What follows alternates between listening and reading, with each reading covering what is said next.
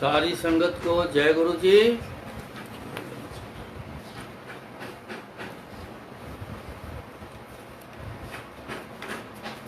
आज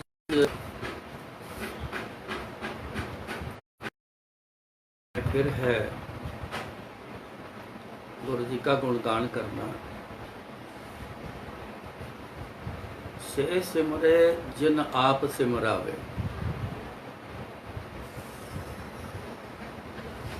ये सिमरना, गुणगान करना, ये सब पाएंगे तो होगा, अपनी मर्जी से नहीं होगा।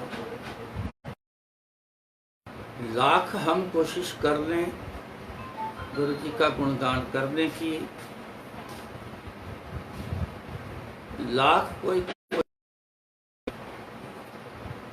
कि इसका गुणगान ना हो, उसका हो, लाख कोशिश करे को रुकावट डाले, पर जिनके हाथ का खेल है वही करेंगे, वही करवाएंगे, ये उनकी मर्जी। गुरु जी मेरे पास आना, मेरे से बात करनी, मेरे को टच करना, मेरे से ब्लेसिंग ले जाना, ये आपके पिछले जन्मों के जो किए कर्म हैं, ये उसके बिहाव पर। जब मेरे पास आने के कर्म, आपके पिछले जन्मों के जो अच्छे कर्म हैं उनकी बात हो रही है, उतने जब वो इकट्ठे हो जाएंगे तो मेरे पास आओ। और ज़्यादा अच्छे कर्म उतने लेवल पर इकट्ठे हो जाएंगे तो आप बात कर सकेंगे, ब्लेसिंग ले जाओगे। तो जब बहुत ज़्यादा अच्छे कर्म इकट्ठे हो जाएंगे तो गुरु जी के शरीर को आप टच करो। ये गुरु जी कहते थे, मेरे शरीर में फिर तुसी टच करो। उन्होंने गिनती भी बताई थी, कहते थोड़े थोड़े कर्म जेड़े चंगे इकट्ठे हो जान, ਉਹਦਾ टोटल 8 साल ਦਾ ਹੋਵੇ ਤਾਂ ਤੁਸੀਂ ਮੇਰੇ ਕੋਲ ਆ के दर्शन कर सकते हो। बहुत बड़ी बात आगे कही, 72 साल के कर्म इकट्ठे हो जाएं थोड़े थोड़े करके, तो मेरे बॉडी को आप टच करो। ये सब पिछले जन्मों का खेल है। कोई जीव हाय तौबा में पड़ा है, घनेरे दुख में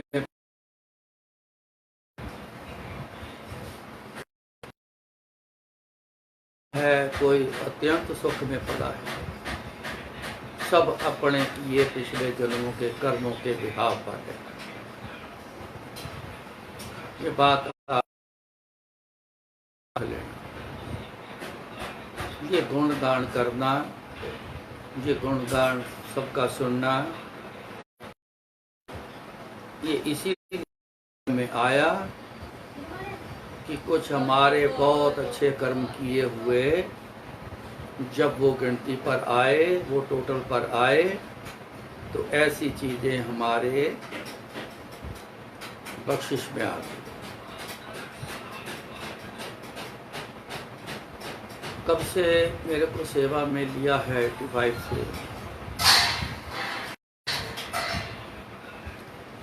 जिंदगी का अनुभव है। बहुत सी रुकावटें भी आई, अपनी तरफ से नहीं आई, बाहर की तरफ से आई। ये चल रही हैं रुकावटें। मगर गुरु महाराज ने एक बात कही है, पूरब जन्म हम तुमरे सेवक, अब तो मिटया ना जाए। अब नहीं मिटने वाला, ना कोई मिटाता है, ना कोई मिटा सकता है। क्यों? कि सब लिखा गया है। गुरु जी ने चूज किया है, जिस को बोलने के लिए चूज किया है वो इंसान बोलता है, गुरु जी का गुणगान कहता है। ये उनका चुने हुए वो बड़े प्यारे सब सज्जन हैं जो उनका गुणगान करते हैं।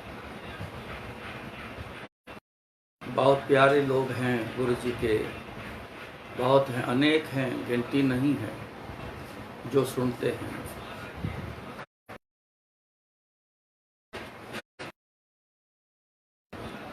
अरदास गुरु जी के आगे हमेशा हम सब करते रहो। गुरु जी ऐसा ही गुणगान करना और गुणगान सुनना, ये हमारे तरफ, हमारे पल्ले डाले ही रखना, अरदास करते रहना। कोई गिनती खत्म ना हो जाए, रुक जाए, व्यर्थ ना जाए जन की अरदास। अरदास की हुई कभी व्यर्थ नहीं जाती। कर्मों के खेल के अगर उतना होगा, आगे रुक ना जाए, तो जो अरदास है वो आगे गुरु महाराज अरदास पूरी और पूरी करते तो आगे कंटिन्यू रहे। ये एक मांग होनी चाहिए। मांगे तो हम सारा दिन मांगते रहते हैं, उम्र ही निकल गई है मांगे मांगना। ये हमारा हक है मांगना। अपने गुरु से नहीं मांगेंगे तो किससे मांगेंगे? गुरु से मांगना इसलिए अच्छा होता है, वो जतलाएगा नहीं, वो किसी बात पर वो आपको ये नहीं कहेगा कि मैंने तेरे को दिया है, जैसे आम इंसान करता है। आम इंसान दुनिया से ले लो, वो जतलाएगा, किसी बात पे आके बोलेगा, लेकिन गुरु जो जतलाता नहीं। तो गुरु महाराज ने ये भी कहा, मांगना मांगण निका,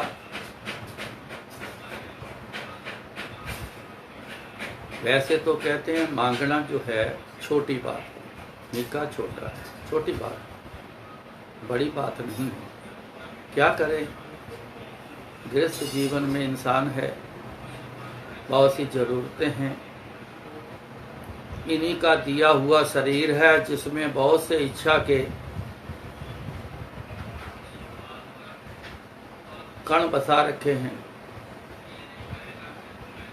मन दिया है, ये इच्छा से भरपूर ही रहता है, इच्छा प्रकट करता है, इंसान मांगता है। कहते मांगना तो वैसे बहुत छोटी बात है, बड़ी बात क्या है? अब ये मांगने में है। आगे कहते हैं, हर जस गुर ते मांगना, हरि का जस मांग लो, गुरु का जस मांग लो। सत्संग जिसको बोलते हैं कि हम सत्संग बोल रहे हैं, हम सत्संग सुन रहे हैं, ये उसका जस है। किसका जस है? गुरु जी का जस है। उनकी शोभा कर रहे हैं, उनकी तारीफ कर रहे हैं, इसको जस बोलते हैं। जस क्या है? जो गुरु जी ने किया है आज तक, जो करते रहेंगे, पर उपकार किया है, उसका ये जस है, उसका ये गुणगान है, ये है। तो हर जस गुरु के मांगना, अरदास करना, हर वक्त करो। गुरु जी ये चीज़ हमारे पल्ले डाल के रखें, बोलते रहें आपका गुणगान, सुनते रहें आपका गुणगान। अरदास करते हैं।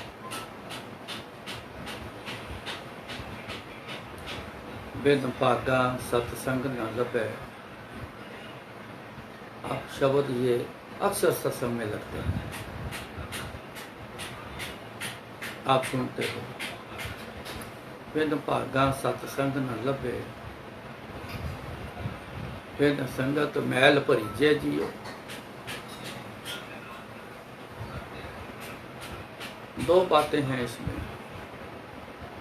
मैं ऐसे जिक्र इसलिए छेड़ता हूँ कि हमें जानकारी हो जाए कि जो सिस्टम है ये सत्संग का और जो नाता है हमारा गुरु जी के साथ, इसके बारे में थोड़ी जानकारी जरूर हो। तो फिर जो जो पड़ाव पर चलते जाओगे सत्संग में, गुरु जी की याद करने में, वो एकदम सारी चीज़ें समझ आएगी। तो फिर चलना हमारा एक मुकम्मल हो जाएगा। आगे ना चल लेंगे, हम कहाँ जा रहे हैं, रास्ते में क्या क्या देखते जा रहे हैं, समझ आ जाएगा। तो बिना भाग्य के अच्छे भाग्य की बात चल रही है। अच्छे भाग्य बहुत किए हैं, ये बड़े हमारे खुश नसीब हैं हम संगत सारी, जिसने इतने अच्छे कर्म किए हैं, जिनको हिस्से में ये सत्संग आ गए। बिन पाका सत्संग न लभै, लभै के मिल। अब बिन संगत मैल भरीजे जियो।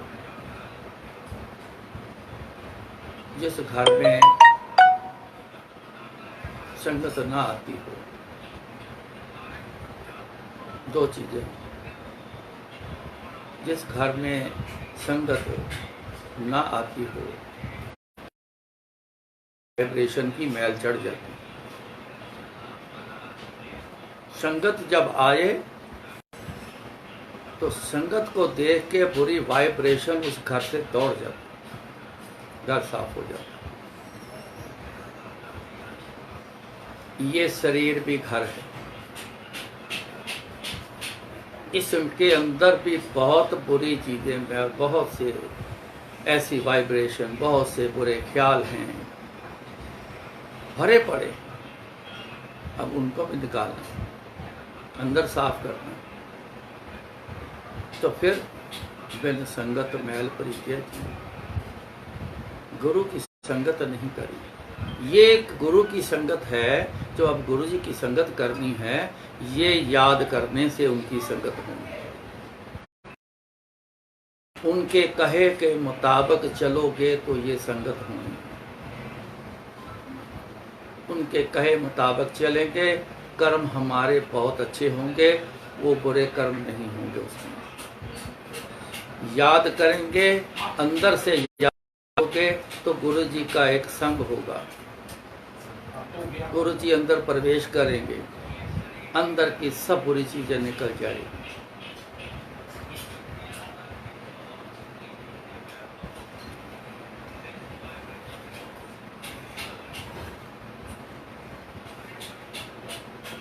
ये हमने करना है। तो जीवन में कुछ गुरु जी से हम जरूर लेकर जाएंगे। खाली आने जाने तक, खाली बातें करने तक न रह जाएं। हमें प्रैक्टिकल करना है, जरूर करें।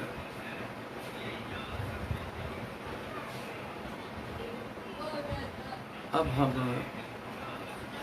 गुरु जी के वो पल कुछ ऐसे हैं जो यादगार बन गए। हमारे कुछ ऐसे कल्याण किए, वैसे तो अनगिनत किए हैं हमारे परिवार के।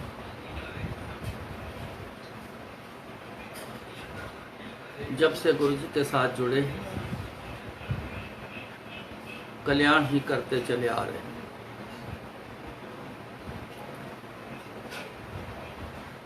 कुछ याद आती हैं बातें,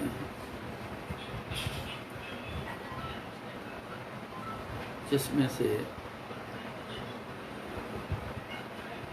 जब हम गुरु जी के पास जाना शुरू हुए बड़े हैरान हुए थे स्टार्टिंग में, जब लगातार शुरू हुए जाना, किसी न किसी को गुरुजी ने सवाल के जवाब देने या ऐसे भी बातें बोल देनी, अपने आप भी उसको सब कुछ कह जाना जो उनकी दृष्टि में होता है कि हर किसी के बारे में गुरुजी को जानकारी, वो सब जानते हैं। ऐसी बातें गुरुजी से सुननी, कभी ऐसा कभी देखा नहीं था। बड़े संतों महापुरुषों से मेरी ज़िंदगी में मुलाकातें रही हैं, लेकिन गुरुजी वाला जो तरीका था, ऐसा तरीका मैंने कभी कहीं देखा नहीं था।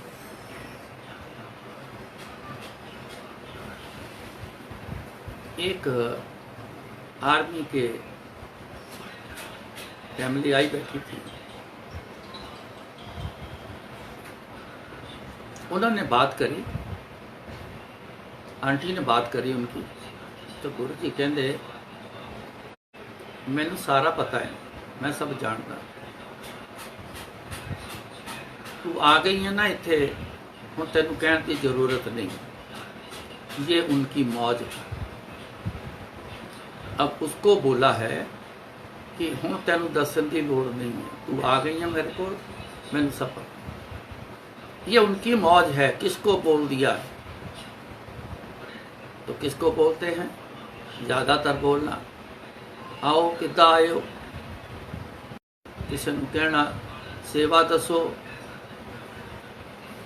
किसी नूं कहना की चाहिदा तैनूं, किसी नूं कहना की मंगण आया। मौज। अनेक उनके तरीके हैं, एक तरीका नहीं, ये बात जरूर समझना। एक तरीका जिसके साथ हुआ है वही सबको बताएगा, लेकिन एक तरीके पे नहीं रहना है, ये ख्याल रखना। अनेक तरीके हैं गुरु जी के पास। तो उसको बोला हम तू आ गई है ना, तो तेनू दसन की लोड़ नहीं। अब गुरु जी ना अपनी शनाख्त देते थे कि मैं सब कुछ जानता। कहते तेरी जलंधर ट्रांसफर हो गई जी, समान तेरे घर का सारा तेरे इत्थे स्टोर च पिया मैस विच।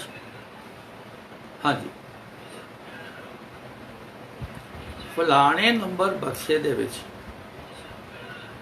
दो तीन चीज़ां गिनती कर बता दिया, ये पड़ा है, ये पड़ा है, ये पड़ा है। फलाने नंबर बॉक्स में तेरे ये पड़ा है, फलाने नंबर बॉक्स में तेरे ये पड़ा है। जा के चेक कर ला, जी तो लिस्ट बना के ले आई है, वो चेक कर ला कि यह चीज़ा उन्होंने है। डिफेंस वालों की जब ट्रांसफ़र होती है तो ये जो आंटियाँ हैं तो जब पैकिंग करती हैं तो इनके ना बॉक्स काफ़ी सारे होते हैं, तो घर का पूरा सामान पैक करके ले जाना है, तो उसके ऊपर नंबर लगे होते हैं बॉक्स। तो वो जिस नंबर बॉक्स में सामान रखती हैं तो उसी की लिस्ट पूरी कागज़ पे बना लेती हैं। तो जब उनको कोई सामान चाहिए तो उसी लिस्ट में देखती हैं कि कौन से नंबर बॉक्स में वो पड़ी है, जैसे कपड़े प्रेस करने की प्रेस पड़ी है, कुछ और पड़ा है, तो उसमें देखेंगे उस नंबर बॉक्स को जाके स्टोर पे खोल के तो निकाल के ले आए। अब गुरु जी ऐसे ही बता गए। ये चीज़ मैंने जब देखी बड़ा हैरान, हद हो गई, दिमाग भी चला। किसी का सामान है, किसी ने रखा है, इन्हें पता है सारा। वो शंका वाली बात नहीं गुरु जी ने बोली, ठोक के बात बोली, बॉक्स में ये पड़ा है, ये पड़ा है, ये पड़ा है। इतने जान गुरु जी, इतना जानते हैं।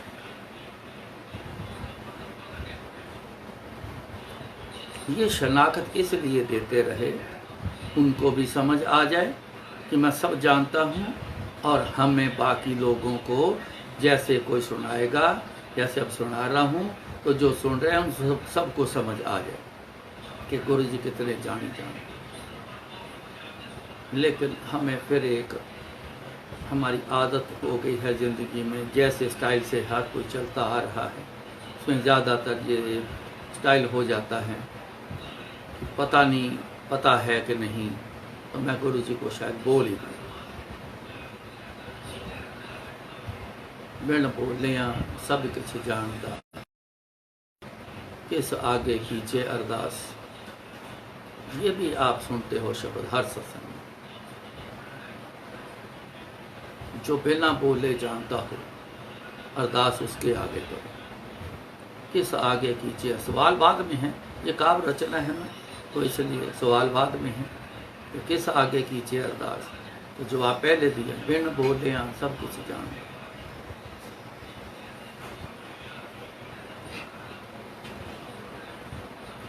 एक शब्द जो है बहुत काम का है, अगर हम समझ लें इसको सारी बात समझ आ जाएगी गुरु जी के साथ चलने की।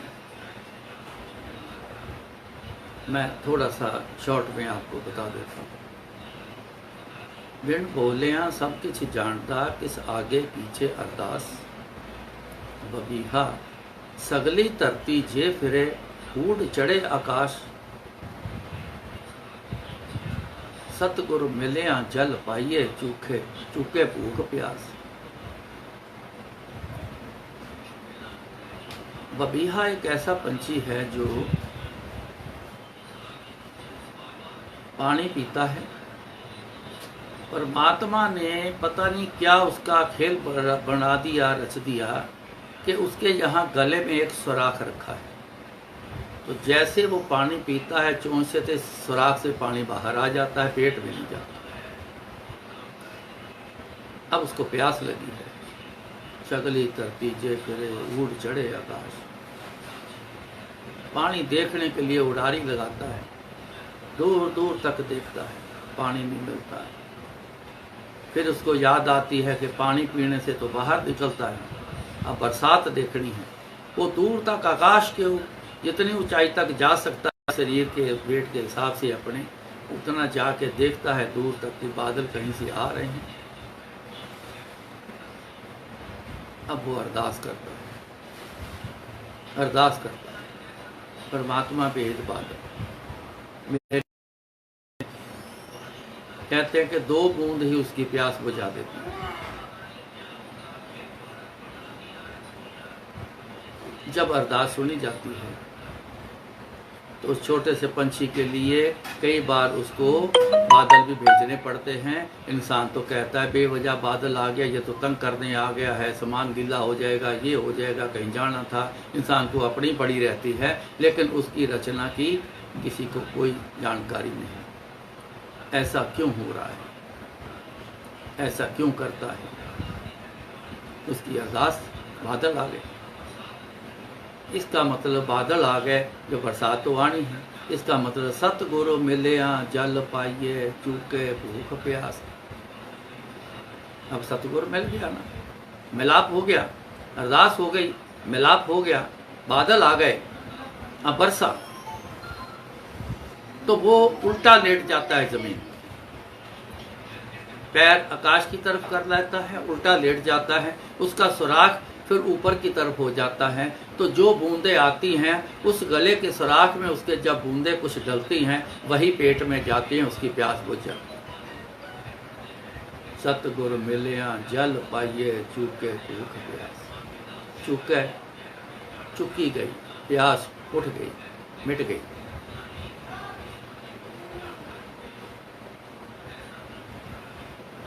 ये जुड़ाव अपना गुरु जी के साथ चाहिए। ऐसा प्रैक्टिकल करने से होना है, ऐसा नहीं होना। उनको याद करो, उनके आगे अच्छी चीज़ें, ऊंची चीज़ें मांगने की अरदास करो। गुरु जी को मैं आखिर तक ये बात सुनता रहा कहते हुए, जैसे कोई हम लोग ना ऐसी कोई समझ आए, जब बात पूरी ना होए तो कई बार उदासी में बोल देते हैं ना। तो उदासी गुरु जी को कहा है कि कोई उदासी नहीं, लेकिन उनके बोलने के मैं समझाने के लिए एक आपको बोला है।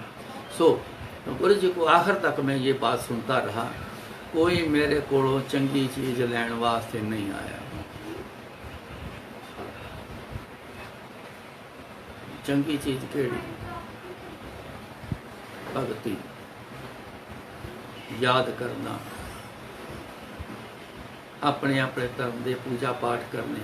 साफ गुरु जी बोलते थे, मैं कोई अपना धर्म नहीं चलाना। जिस जिस धर्म च तुसी पैदा होए पूजा पाठ करो, पर करो जरूर पूजा पाठ। यही काम आना है। गुरु जी कहते यही काम आना तो। मैं तो तुहाडे कर्म माफ भी कर देंगा, मैं सब कुछ कर देंगा, मैं ठीक भी कर देंगा, तुहानूं जो चाहिए मैं दे भी देंगा, पर कहते तुसी भी तो कुछ करया करो। ये ऐसा ये काम करें, ये चीज़ें मांगने वाली, ये ऊंची चीज़ें। बाकी छोटी मांगना मांगने का चल छोटा है, हर जस गुरते मांगो, ये ऊंचा है। दुनियावी मांगना, साजो समान, ये सब छोटी बात है। गुरु जी कहते तो बड़िया छोटिया जी गल्लां हैं। शरीर खराब हो गया, बुखार हो गया, बीमारी आ गई, फलाना हो गया, ये कहते छोटिया गल्लां हैं मेरे वास्ते।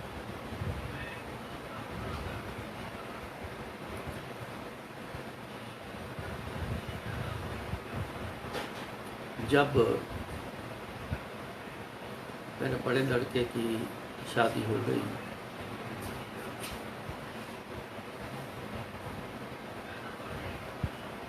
बाहर सेट में बैठा हूँ, वहीं रह रहा था।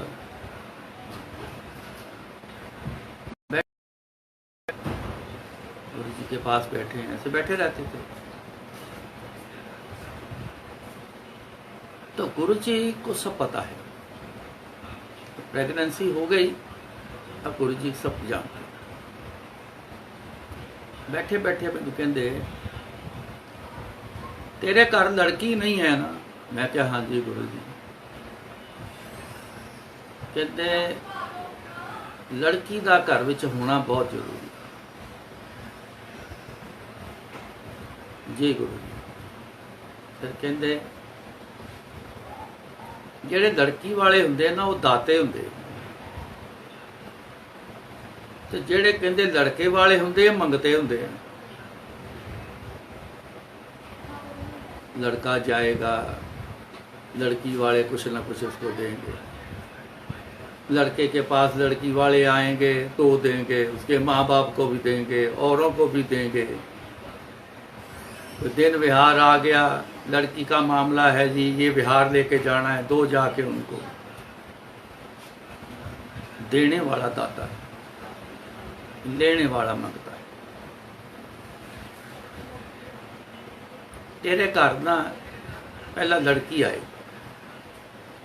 मैं क्या 7 बजे, मैं क्या आंटी की बड़ी ख्वाहिश थी गुरु जी, एक लड़की जरूर हो जाए। तो वो 4 ही लड़के हुए थे, जब तो चौथा होया ना, तो जब वो नर्स ने बोला कि आपके लड़का पैदा हुआ है, चौथे की बात कर रहा हूँ, तो उसने जोर से माथे पे हाथ मारा, हाय हाय फिर लड़का हो गया। तो उसने बड़े गुस्से हुई, वो कहती लोग तरस पे हाथ मारा। तो मैंने ये बात भी उस समय गुरु जी को बोली थी। ठीक है, लड़की हमारे घर पे पहली वो आई। फिर वहीं बैठा हूँ, तो गुरु जी उसका नाम रख दो। तो गुरु जी मौज में बोलते हैं, P for Prakash, R for रघुवीर। प्रकाश मेरी आंटी का नाम, P for Prakash, R for रघुवीर। तो आगे बोले धीरे से, दादे दी चिमची। मेरी ही उससे अटैचमेंट है, मेरी भी उसी से, और किसी से अटैचमेंट उसकी नहीं। सब पता है गुरु, सब जानते। देखो छोटी छोटी बातें जानते। बहुत बड़ी बात कर लो, एक छोटी बात चुन के भी कर लो, वैल्यू एक है गुरु जी के लिए। बड़ा काम कर दिया, ये नहीं कि बड़ा जोर लग गया, नहीं। छोटा काम किया कि जोर कम लगा होगा गुरु जी का, नहीं, उनकी एक नज़र ही काफ़ी है, वो एक समान है। इतनी छोटी छोटी बातें ज़रूर मैं देखता रहता हूँ। दादे रिजिम जी देखो कहाँ तक जानते हैं, जो जीव दिया है उसके बारे में सब पता है, पैदा होने से पहले ही पता है।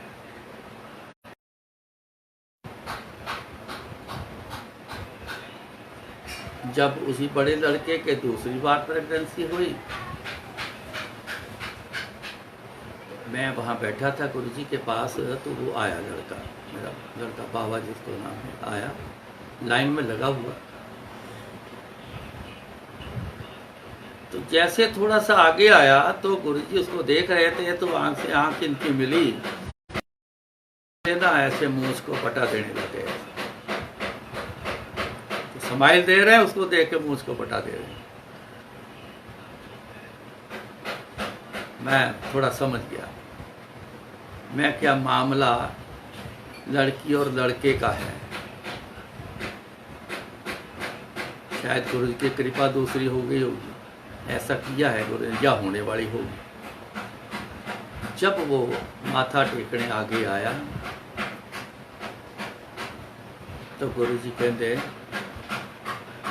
जा तेन दूजा मुंडा दिता।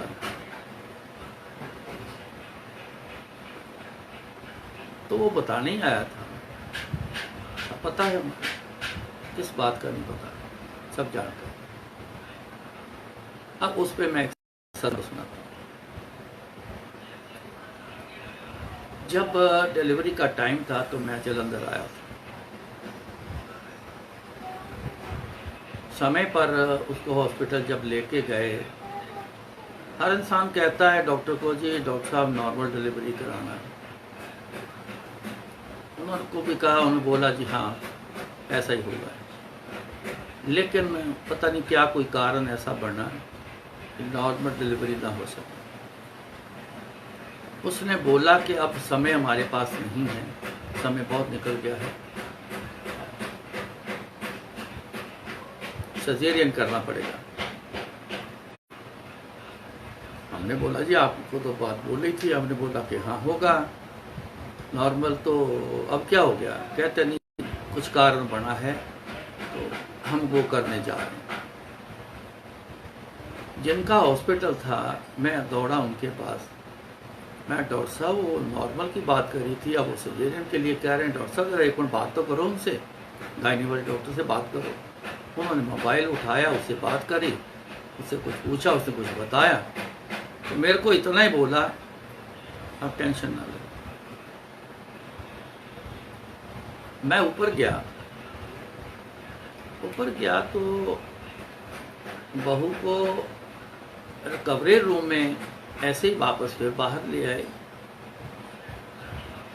तो वो ना कुछ अटपटा सा बोलने लग गई,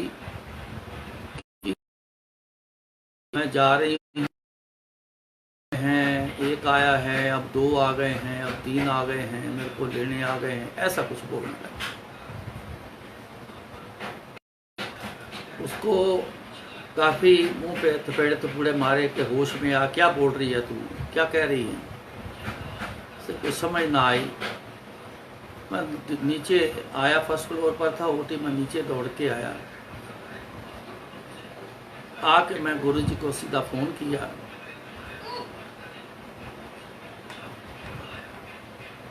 मैंने गुरुजी से कहा, गुरुजी ऐसे ऐसे बड़बड़ा रही है, तो नॉर्मल के लिए बोला था, उसे देने के बोल रहे हैं, अब कुछ ऐसे बोली जा रही है गुरुजी, कुछ माहौल कुछ अच्छा सा नहीं लग रहा है। अच्छा चल फ़ोन बंद कर, कि टेंशन ना ले, फ़ोन बंद कर, मैं कर देनी कृपा तेरी। फ़ोन बंद किया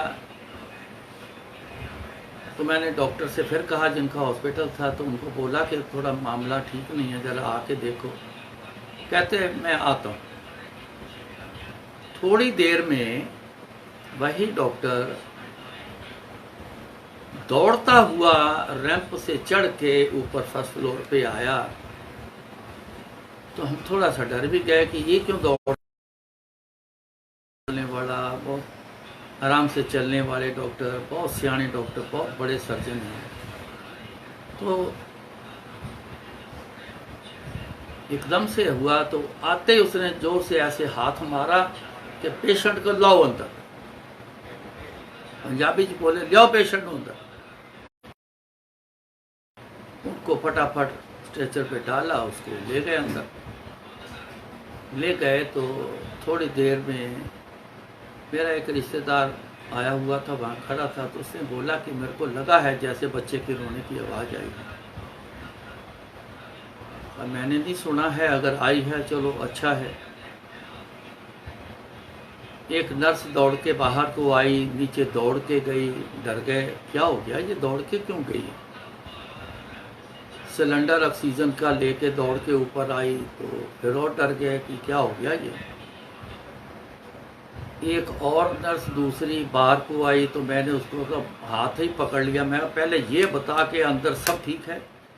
हाँ सब ठीक है। मैं कहा बच्चा की माँ ठीक है? कहती हाँ बिल्कुल ठीक है, मेरे को इंजेक्शन लाने दो, मेरे को छोड़ो। मैं वो गई, जाके इंजेक्शन लेके आई।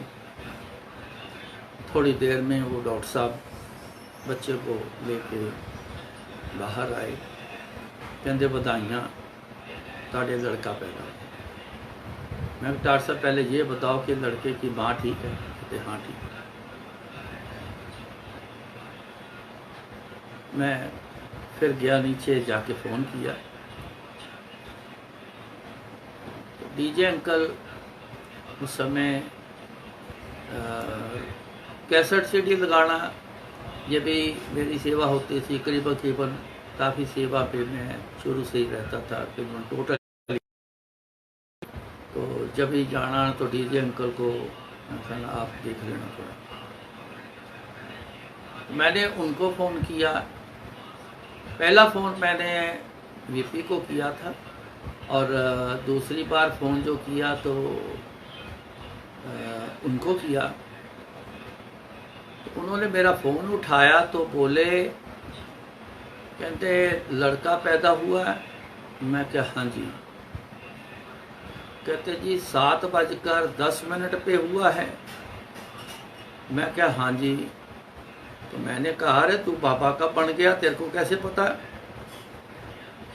कहते कि गुरुजी ना जब पहला फ़ोन आया तो मैं आ चुका था अंदर, तो तब से गुरुजी ना अंदर ही ऐसे ना टहल रहे थे। जब उन्होंने हाथ मार के ऐसे बोला हो गया कल्याण, तो मैंने टाइम देखा तो 7:10 था। तो मैं समझ गया कि बच्चा डिलीवर हो गया। मैं क्या हाँ गुरुजी से बात करा, हो गई नॉर्मल डिलीवरी? हाँ जी गुरुजी ताड़ी कृपा हो गई, लड़का पैदा हो गया तेरे? हाँ जी बहुत चंगा गुरुजी, थोड़ी बड़ी मेहरबानी हो गई। जब मैं वापस आया गुरुजी के पास, तो फिर मैंने गुरुजी से कहा गुरुजी पहले बच्ची का नाम भी तुसी रखिया सी, ते एदा भी हुण तुसी नाम रख दिओ जयवदा। तो गुरुजी कहंदे ये बड़ियां मेहरां नाल होया, इहदा नां रख दे मेहरबान सिंह। तो उस बच्चे का नाम मेहरबान सिंह। उसका चाइल्ड स्पेशलिस्ट है, वो बड़ा खुश होता है उसको, उसका नाम जब स्लिप जाती है उसको देख के, कहता है कि चाइल्ड स्पेशलिस्ट मेहरबान सिंह, डॉक्टर मेहरबान सिंह हुए हैं, इनका मुकाबला नहीं आज तक हो सका। हम उनकी किताबें पढ़ के डॉक्टर बने हैं चाइल्ड स्पेशलिस्ट। मौज है गुरु जी को,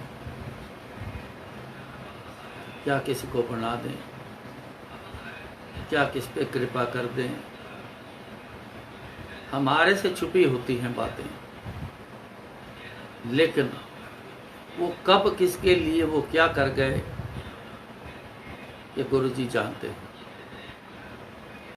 बताया करते थे गुरुजी कई बार, किसी की बात बताना ऐसे बता दिया करते थे। ਉਹਨੂੰ नहीं पता, वो मैनू नहीं जानता।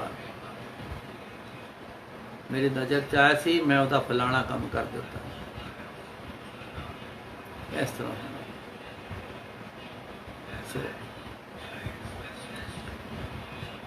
वो सब कुछ जानते हैं, उनको सब कुछ पता है, हर बारे में पता है, मगर क्या करें, ये भी गुरु जी की बनाई रीत है, ये भी परमात्मा के घर की बनी रीत है। तब तक आप बोलोगे नहीं, आप कहोगे नहीं, आप मांगोगे नहीं, मिलता नहीं जिस पर, तो बिना मांगे ही, बिना उसको पता है कि नहीं, वो आया भी नहीं।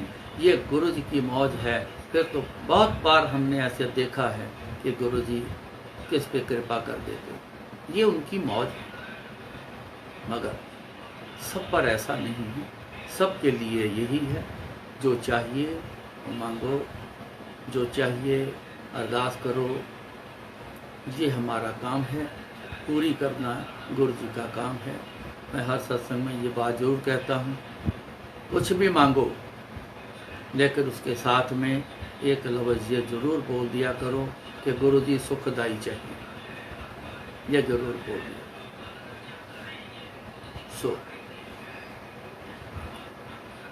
सुख वाला हमें सब कुछ चाहिए, जो कोई चीज़ दुख दे वो हमें नहीं चाहिए।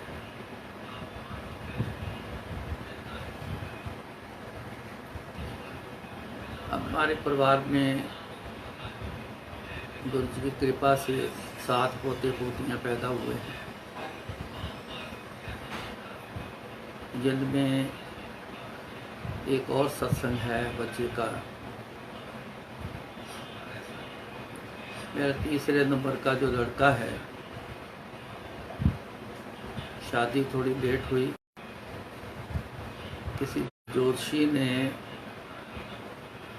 किसी लड़की वाले को बातचीत उस समय किसी से हुई थी, शादी की चली थी, तो ज्योतिषी ने उनको बता दिया कि जिस लड़के के बारे में आप पूछने आए हो अपनी लड़की के रिश्ते के लिए, वो लड़का हाई डिग्री का मंगलिक है, लड़की आपकी नॉन मंगलिक है, यहाँ रिश्ता ना करना।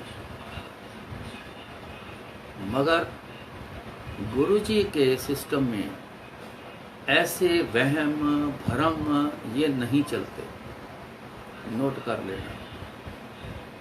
हम बहुत से लोग आज भी पता नहीं है ना, गुरुजी के बारे में जानकारी नहीं आई, तो हम उसी भ्रम में ही आज भी जी रहे हैं, वो बातों को लेके आज भी चल रहे हैं जो किसी काम की नहीं। वो कई बार रुकावटें बन गई, कई बार उसने हमारे रास्ते ऐसे बदल दिए को जो गलत की तरफ चले। लेकिन गुरु जी कहते सी ये गल्लां किसी काम दियां नहीं, कर्म कहते काम आंदे ने, यह गल्लां काम नहीं आंदियां।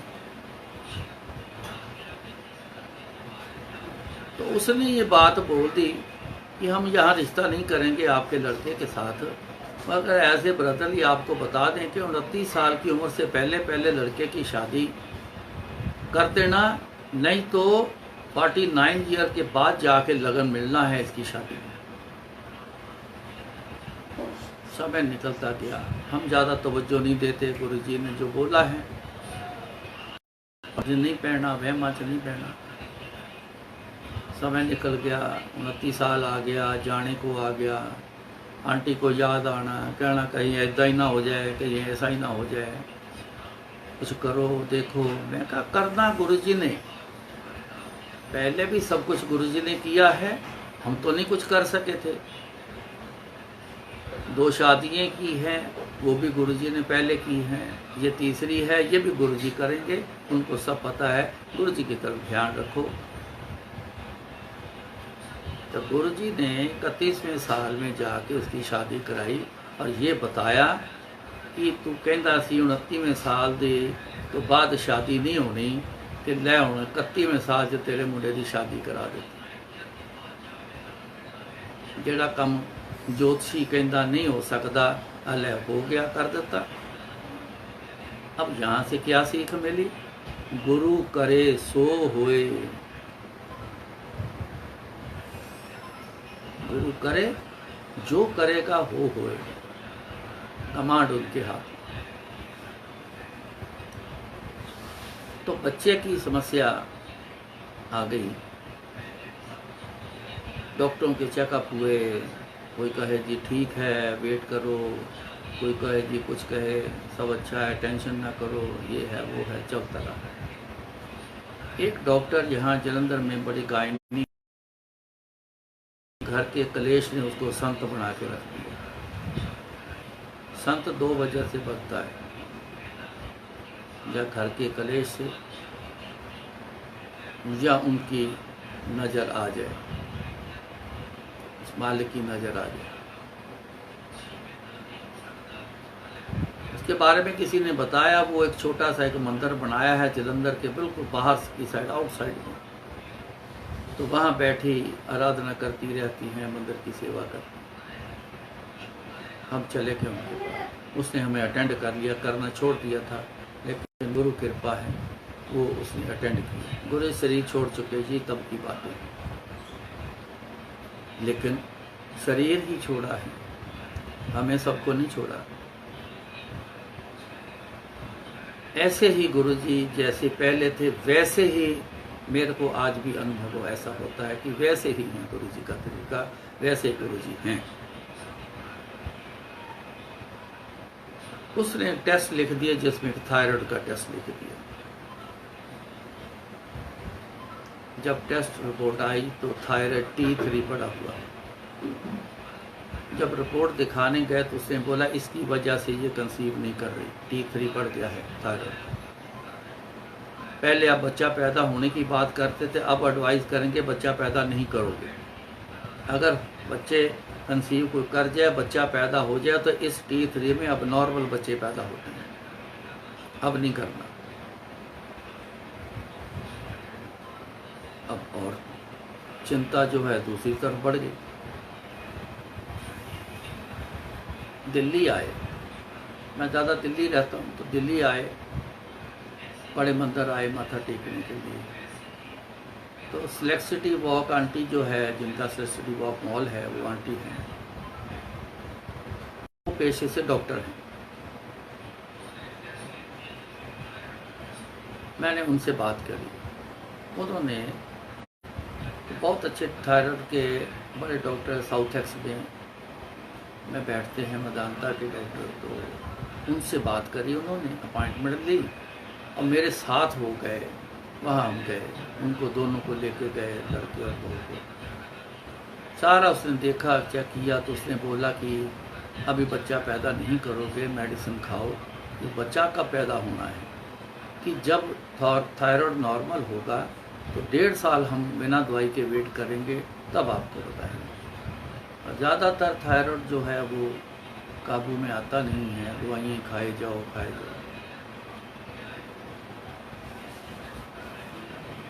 जिस आगे जोर ना चले तिस आगे कीजिए अरदास। जिस काम के आगे जोर ना चले तो अपने मालिक के आगे अरदास। इन्होंने अरदास करी, मंदिर गए, दिन के टाइम बंद होता था, तो ऐसे चले गए। क्योंकि मंदिर बढ़ने के समय पे भी ये बच्चे मेरे को मिलने आते थे, उस समय थोड़े छोटे थे, तो आना इन्होंने, तो वहाँ खेलते रहना। वहाँ के पुराने लोग जानते थे, बच्चों को पहचानते थे। आ गए उसके ख्याल से। मैं कहा बंद होता है, अगर ना खुला होगा तो बाहर से माथा टेक के आ जाना। लेकिन गेट, छोटा गेट खुला था, तब कोई अंदर सज्जन खड़े थे, तो उन्होंने बोला, ये अंदर चले गए तो कहने लगे सेवा करोगे? कहते जी हाँ जी। बहू को बोला कि तू समाधि की झाड़ू और पोछा कर दे, और लड़के को बोला तू सारे शीशे साफ कर दे समाधि वाले। ये दोनों सेवा करने लग गए।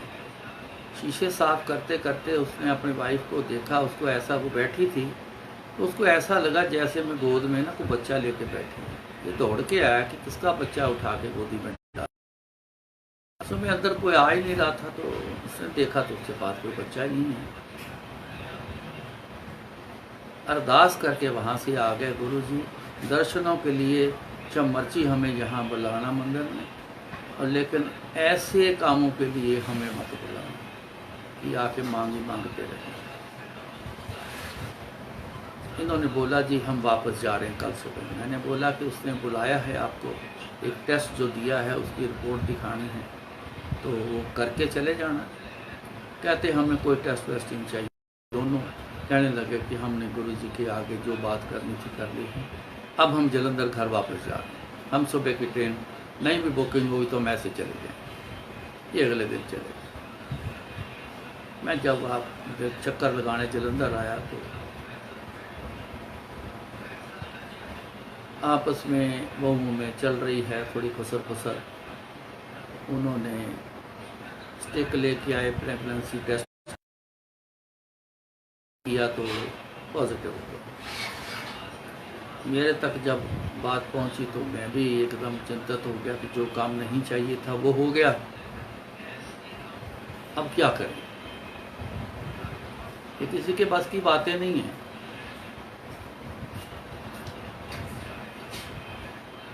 फिर वही बात याद आई, एक ही बात है अरदास का, और कोई दूसरा तरीका नहीं। जहाँ गुरु जी की स्वरूप रखा है, शुरू से गुरु जी के होते हुए उन्होंने फोटो दे, कहते तू आंटी को बोले तो यहाँ घर पे ना कहीं रख ले, तो वहीं आज भी वहीं पे ही है। तो मैंने गया वहाँ जाके अरदास करी, गुरु जी अगर आपका दिया बच्चा है तो हमें कोई टेंशन नहीं। अगर दुनियावी खेल है तो हम कोई ऐसा इलीगल काम नहीं करेंगे जो कानून इजाज़त ना दे। फिर जो करना है आप ही करना। हमने अरदास करके छोड़ दिया। 3 महीने बाद मैं फिर आया हुआ था जलंधर चक्कर मारने, तो गए, डॉक्टर ने बोला कि अल्ट्रासाउंड कराओ। तो उस समय बड़ी चिंता लगी हुई थी कि क्या रिपोर्ट बोलेंगे, क्या आएगी, पर ध्यान गुरु जी की तरफ ले जाना। आज भी ऐसा ही करते हैं, कोई बात आए जो अच्छी ना लगे या तंग करने वाली बात है तो गुरु जी की तरफ ध्यान ले जाते हैं, गुरु जी जो करना है आपने करना है। तो अल्ट्रासाउंड हुआ, उन्होंने बोला जी कि बिल्कुल ठीक है, दूसरा हुआ ठीक है, तीसरा हुआ ठीक है, चौथा हुआ बहुत बढ़िया है। उन्होंने एक ज़्यादा करवाया अल्ट्रासाउंड, क्योंकि थायराइड वालों का जो नाड़ू होता है श्रिंक करता है, कि अगर श्रिंकिंग पे आ गया है तो सर्जरी करके तो बच्चा डिलीवर करना है, इसलिए करते। तो उन्होंने बोला जी एक्सीलेंट है। उन्होंने बोला जी अगले हफ्ते आना। अगले हफ्ते वापस आ गए। 1 घंटा निकला, अगली बार फिर जाना था, फिर गए। उन्होंने बोला कि सब ठीक है, और 4 दिन बाद फिर आपने आना है। तो वापस आए तो 1 घंटा बड़ी मुश्किल से निकला होगा, तो इतने में घर में आंटियों की दौड़ भाग सी शुरू होगी। सामान उठाने लगे, ये उठा ले, ये उठा ले, तकिया भी ले ले, गिलास भी ले ले, फलाना ले ले, टमकाना ले ले। तो क्या हो गया भाई, आए चलो चलो चलो हॉस्पिटल जाना। मैं क्या अभी तो हो क्या है, अभी क्या हो गया? तो आंटी कहती कि आप कार में बैठो, चल के रास्ते में बताएंगे क्या हुआ। रास्ते में बताया कि उसका वाटर बैग जो है वो फट गया है। तो समझ आ गई कि डिलीवरी का समय है। तो गए तो बच्चा रात को 8:05 पर डिलीवर हुआ। तो वो दिन था 2 अक्टूबर। अब रूम में जब बहू शिफ्ट हो गई, थोड़ी देर बाद बच्चा भी आ गया, तो वो लड़का मेरे को आके कहता है कि डैडी एक बात करनी है आपसे, पूछना है। कहता कुछ 6-7 महीने पहले गुरुजी मेरे सपने में आए थे और आके मेरे को कह गए तेरे भागा में औलाद नहीं है, ਜਿਹੜਾ मुंडा तेरी मां नूं देना सी वो तैनूं दिता। ये गल ना किसी नूं दसी, ना घर दसी, ना बाहर दसी। तो मैं चुप रहा। अज ये लड़का होया पैदा तो मैं थोड़े नाल गल की। से कुछ देर बाद 2 साल निकल गए। तो मौज में आके गुरु जी बोलने लग गए, आंटी जदों आंटी ने आना, आंटी तेरे 4 मुंडे हैं, एक मेरे को भी ले ला। गुरु जी की कर रहे हैं, बस तुसी 4 से कृपा करो, इन्हां ते मेहर रखो।